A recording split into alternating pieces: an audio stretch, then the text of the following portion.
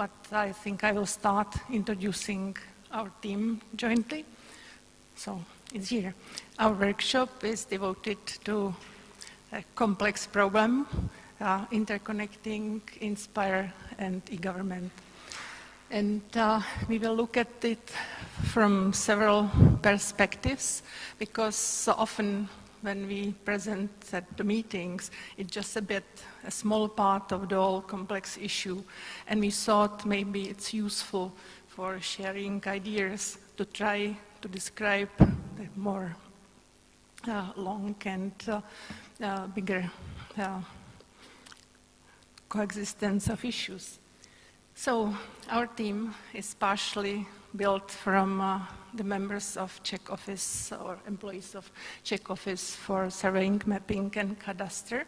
And we are happy that Antti Jakobson came to represent the view, the pan-European view of Eurogeographics, because it's an important part of the whole perspective.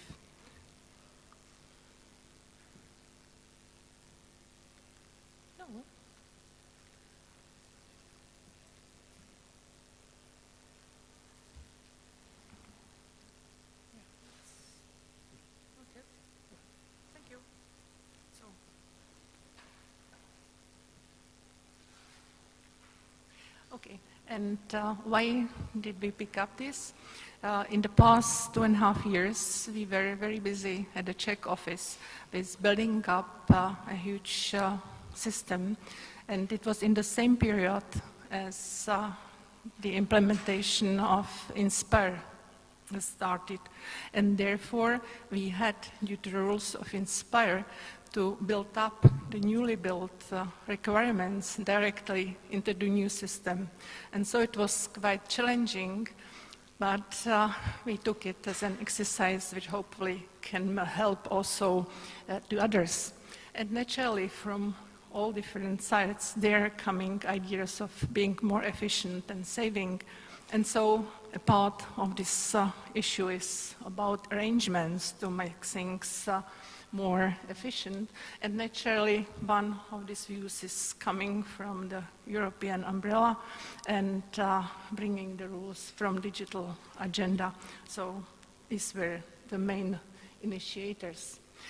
And because it links to the European issues, just what's understood is eGovernment. It's not just the ICT tools to support the systems and agendas, but there is the accent on making public services and public administration more efficient, more friendly, more user-prepared. So in the workshop, I will present at first the Czech national view with our experience, then Antti will come with the pan-European perspective, and then my colleagues, Mr. Poláček and Mr. Souček, who are responsible for the run and operation of the information of Czech cadastre, will present the very practical experience they face.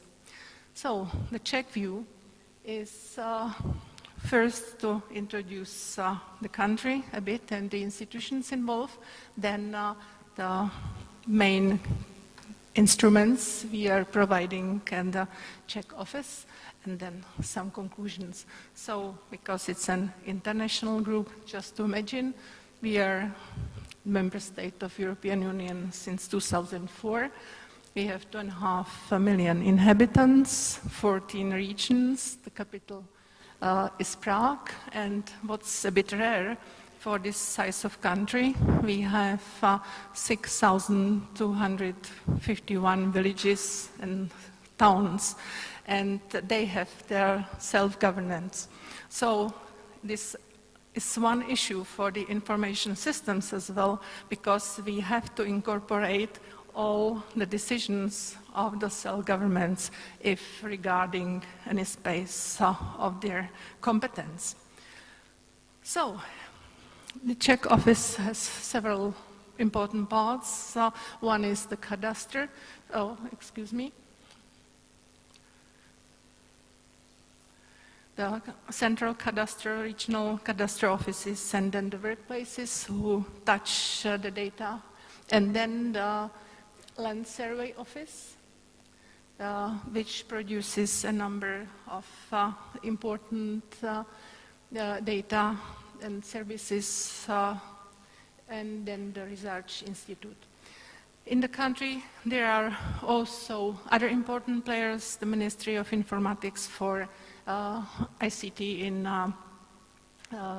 public administration, Ministry of Environment is the main coordinator and contact point for Inspire, and then there are also other players, and the Nemo Forum was the national platform which was important at the very beginning of starting the national geoinformation infrastructure at the turn of millennia. And in fact, this introduces the road we have started in this direction. At the beginning, it was this NGI was connected with reforming public administration before entering the European Union. Then there was the period when Inspire started, and in some way it knocked down the previous structures. But at the time, there was a very active preparation of so-called smart administration, so it was a new period. And I think now we started to settle both and combine them into a mutually supporting system. And the so-called smart administration program came with the idea of base registers, which are the register of persons, register of inhabitants, regional register of territorial identification addresses, and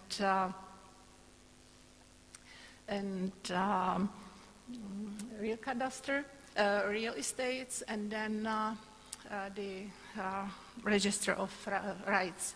And then naturally the architecture supporting this and enabling the different agendas used by all authorities to use the data approved and maintained in this very system.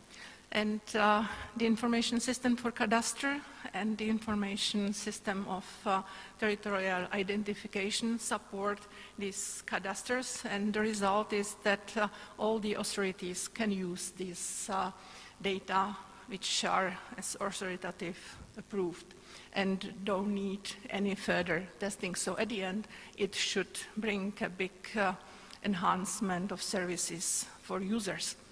And this system is to be launched next week, so it's already under testing and many times tested, but officially it will start next week. And here you see the content or focus of the individual registers. This is that of ours. We call it RUAN, Register of Territorial Identification Addresses and Real Estates. Oh, it's strange. Okay, the other key systems which are important for eGovernment are the information system of the cadastre of real estates I have mentioned, then the fundamental base of geographic data, then the geoportal, and then the base register I was mentioning already. No, it's, excuse me, I'm not skilled enough. Okay. They are important to increase the transparency of public administration, and especially in the past 5 even more years, there was a big trend to make the data remotely accessible. This is the remote viewing of cadastre information, which is public and extremely popular and has increased the use and the information provision to the public very much. Then these are different services and data provided by the Land Survey Office, which is one of the bodies of our complex institute.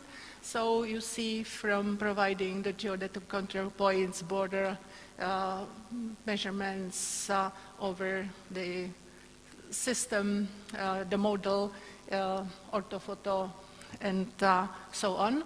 And the fundamental base of geographic data is a model which is continuously under revision by different means, and it's important for the creation of maps and of also for the web services.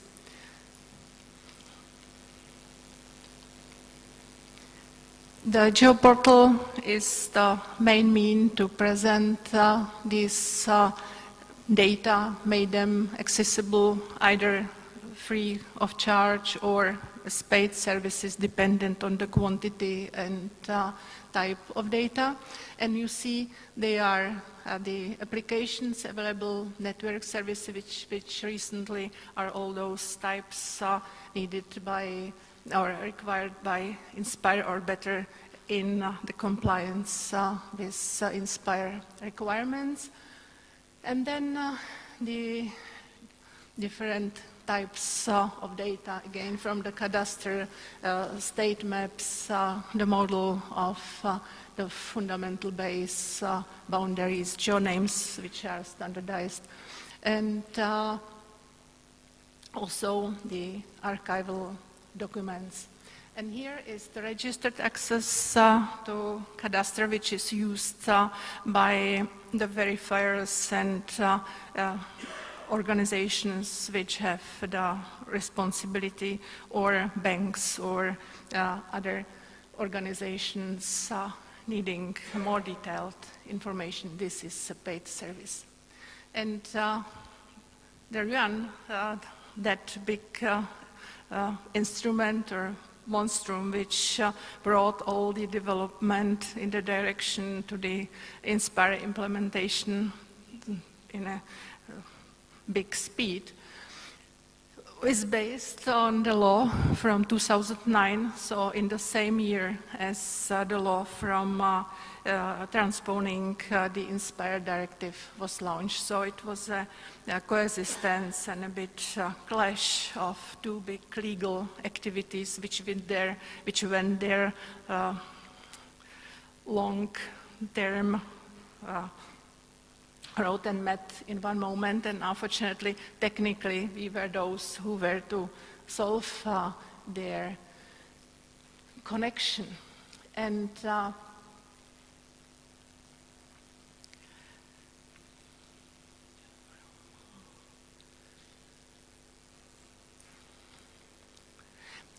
at the moment, RUAN is already available. There are different types of elements described in ongoing or continuous updating, and there are all the levels of towns or municipalities and building offices involved in the editing. So it means that any entry from a building office, any entry from providing address number is incorporated immediately into the system, and it can provide the accurate and valid up-to-date information after all. And in one way it goes into the agendas of all authorities, and in the other way, it goes to a public remote access where the citizen or entrepreneurs can check their, the information which is describing their place or their activities. And so you will see from my colleagues more information on this. And the content of RUAN contains the cadastre parcels, addresses, administrative units, buildings, partially genonames, partially it meets the road system, protected sites. So you see there are a lot of themes which are in the Annex 1, 2. And so it was really challenging. And during the process, it was very useful because it was very complex and difficult at the beginning, but it was useful to simplify the view. And at the end, we appreciated the European interoperability framework, putting the things into separate but complexly connected views. And it was helpful for the negotiating and describing the issue. So at the end, when we compare the different parts of the infrastructure for spatial information, starting from spatial data, meta-information, network services, with the coordination issues, the sharing conditions, and naturally, because it's a physical system, funding and education on capacities, it really was in any step needed to consider the legal part of it, the organizational arrangements to bring the different organizations together, the semantics to understand the wording used in different laws and different agendas. And at the end, there was the technical solution. And looking backwards, really, it was needed in all the parts. So it was very, very demanding, but it was possible to organize after all. In general, we try to combine the systems which we are in-house and use them in the way that they underpin each other or support each other. And I must tell that, in fact, the process of INSPIRE combined with this base register development was a big force which pushed us to do it this way, because before some parts of our organizations had separate systems, but then we tried under this pressure to put things more together to support each other. So it was useful. And so now you see that they are a strange way. So this one is, for instance, combination of the hydrography compliant with INSPIRE displayed over the orthophoto. And at the end, there are also services how the different products are displayed in other servers as for of the national geoportal for INSPIRE by SINIA, and also used in different tools. And for instance, there is one of the regions in the south of Bohemia where they launched a system based on our data, where people, when they discover any incident on the road or something distracted, can call or send messages with the location and photograph to the authorities, and they care for the removal of that problem. So at the end, we can tell that there are many common things between INSPIRE or the spatial data infrastructure and the eGovernment or smart administration, how we call it at home. And just we do not call them in that way, but always it's about the same territory. Most themes of the both domains are incorporated, and these are digital data, and very often they are common stakeholders as well, and very often there is a clash or overlap of requirements for financing. So it's after all useful to combine the efforts, although it's not easy. So we learned that it's feasible, but and even there can be interesting synergic effects, but it needs a lot of rethinking, or in our case it needed negotiating and preparing of capacities. And yeah, maybe it seems too complex, but as I mentioned, we have also the archival, and sometimes it's useful to turn a bit backwards and to discover that also our predecessors had to face difficulties. So imagine they were these very diverse scales used at the maps, and it's not so long ago. So now I would like to invite Antti.